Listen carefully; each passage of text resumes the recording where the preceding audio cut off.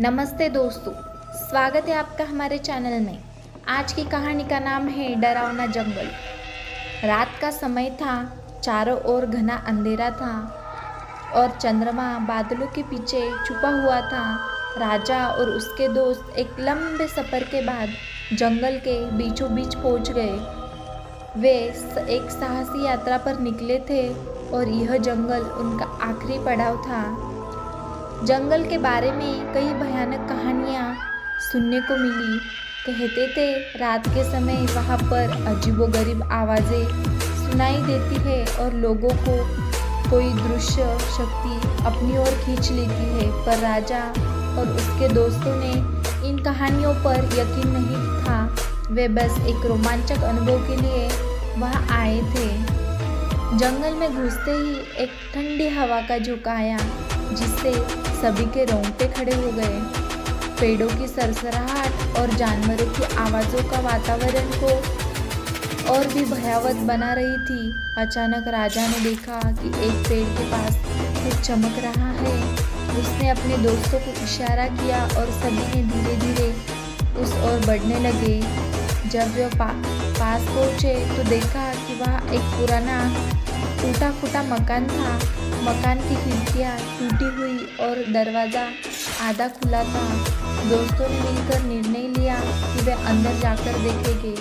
अंदर का नज़ारा और भी डरावना था। मकान की दीवारों पर अजीब सी चित्रकारी थी और फर्श पर सूखी पत्तियां बिखरी हुई थी। अचानक एक जोर की आवाज़ आई और दरवाज़ा अपने आप बंद हो गया। सभी डर के मारे चिल्ला उठे। तभी उन्हें महसूस हुआ कि कमरे का तापमान तेजी से गिरने लगा है। राजा ने टॉर्च जलाई और देखा कि एक कोने में पुराना जर्जरित बक्सा रखा था।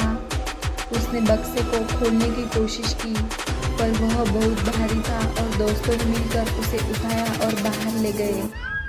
बाहर आकर जब उन्होंने बक्सा खोला तो उसमें कुछ पुराने दस्तावेज और एक रहस्यमयी किताब निकली। किताब के पहले पन्ने पर लिखा था, जो भी इस किताब को खोलेगा वह अपनी मुक्ति का रास्ता खो देगा। तभी चारों ओर से हवा को तेजी से बढ़ने लगी और जंगल में एक भयानक चीख गूंज उठी। दोस्तों ने घबराकर किताब को वापस बक्से में रखा और भागने की कोशिश की, लेकिन जंगल की घनी झाड़ियों ने उन्हें घेर लिया। अचानक एक धुंधली आकृति उनके सामने आ गई। वह एक बूढ़ा आदमी था, जिसके चेहरे पर अजीब सी शांति और डरावनी हंसी थी। उसने कहा, तुम लोगों ने मेरे आराम को भंग किया है। अब तुम कभी इस जंगल से बाहर नहीं जा पाओगे। राजा और उसके दोस्तों की चीखें जंगल में गूंज उठी, पर कोई उन्हें बचाने नहीं आया। कहते हैं आज भी उस डरावने जंगल में उनकी आत्माएं भटकती रहती है।